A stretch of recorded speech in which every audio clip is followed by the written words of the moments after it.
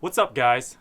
This is Sci-Fi Workshop, and today we're going to build our DIY workshed. And the reason why we're building this is to consolidate our tools and have a platform where we're going to build other projects.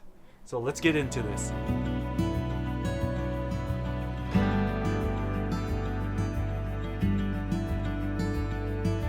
The main restraints that we have on the workshed is space and height. It's a 5 by 5 foot square. When we get into it, I'll show you how I built it and the reason why I built it so we can better understand how we utilize the space and maximize our tool shed.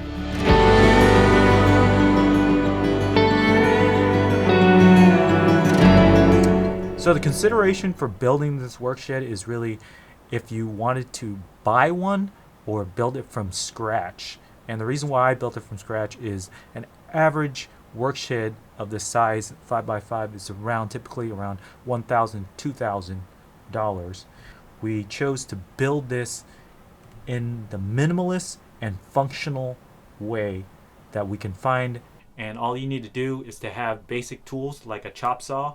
Table saw works too, or even a circular saw. I did an initial sketch design and some research, and this is the basic shape. So the first step is to lay out the 2x4 studs on the ground and build the foundation. And as you can see, these foundational pieces are really important to make sure they're square and they're leveled based on where you're going to put them. But some problems occurred when I was building this because the floor or the concrete was not leveled on both sides. So what I had to do is just build it and then put caster wheels so that I can roll it into place when the full assembled frame was done. The next step is to build the side vertical walls using 2x4s as well and attaching them to the base frame. As you can see, I have the front and back side walls built, and then I brace them together using galvanized framing angles. And you can get this at just your local hardware store. They're really cheap. They're about 20 cents a piece, and I used about 10 or so. I started working on the roof, which I built on the ground because it's easier, and I mounted the brackets for the PVC roof and attached it with roofing nails. I installed it onto the frame of the roof. Now that the framing is done, I elevated the base using pavers and some milk cartons and installed caster wheels so that at the end of the project I can move the shed to a final location. Now I have the wood paneling, which I cut to the correct dimensions. I inserted a vent hood at the top for exhaust, one in the front and one in the back. For the gaps in the roof, I used the clear caulking to protect from the weather as well as intrusions of insects.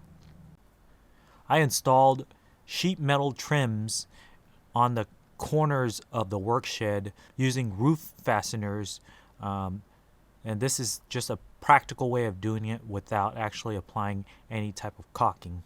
Moving on to the double doors, which I built using the wooden side panels and a trim around the perimeter, and painted the trim a bright red, which really gives it that aesthetics of a barn door.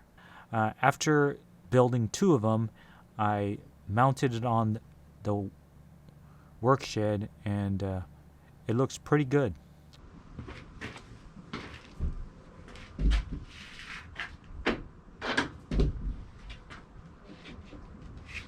For the base, where the gaps, I installed some pavers to fill in the voids and used some scrap wood paneling just to cover up the pavers to make it aesthetically pleasing. To maximize the workspace, I built a standing table where I can just easily go into the work shed and start working.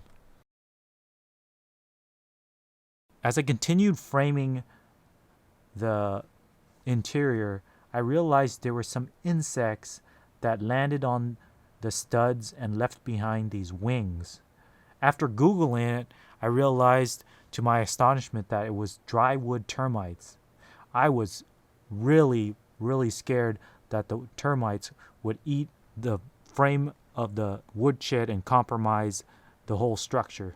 So what I did was apply 5:1 water to borax ratio and applied it through all the framings of the interior beams as much as I could, and then apply a coat of paint on all the studs where the parts connect with the ground.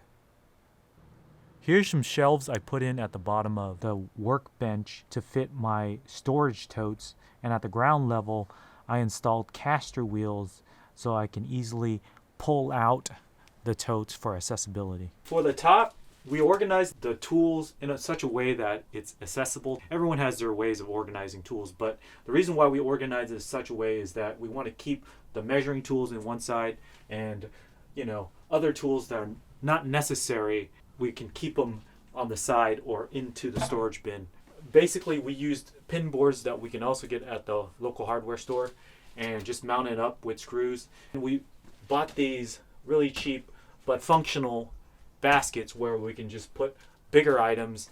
For our top shelf, we built this storage compartment where we can maximize our space above with some extra tools like a router, jigsaw, and some yard equipment tools, and installed this shop light so we can work at nighttime. We have our clampers, our list where we can just jot down our ideas. We did a little bit of concealing, and we built these fold out pin boards where we can store extra material. It's out of sight, and we did it for the top as well.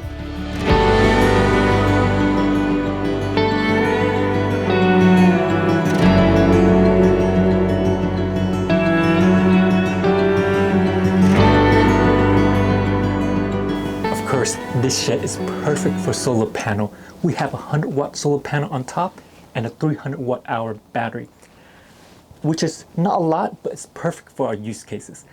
As you can see, a lot of tools we have here are portable. We often have to move off-site. Now, there's tons of things to talk about solar power, but to keep it short, our 100-watt solar panel can charge a 300-watt power bank, 20 to 100% in a nice sunny day.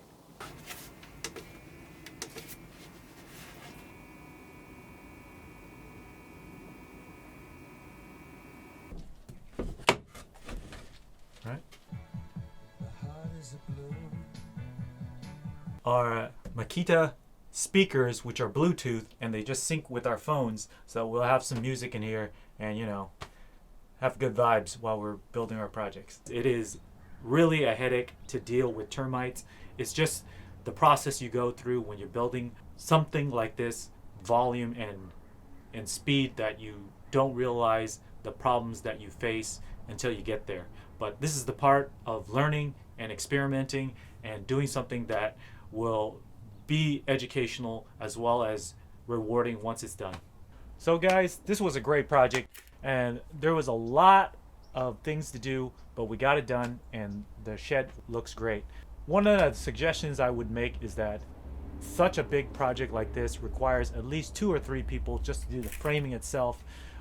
When you focus on building something this big, just measure twice, cut once, because a lot of times I framed it wrong and I had to go back and redo it because the foundation was not leveled or the framing was not square.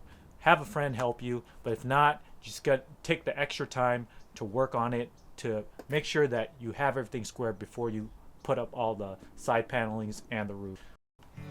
Well guys, that's the video. Hope you guys like it.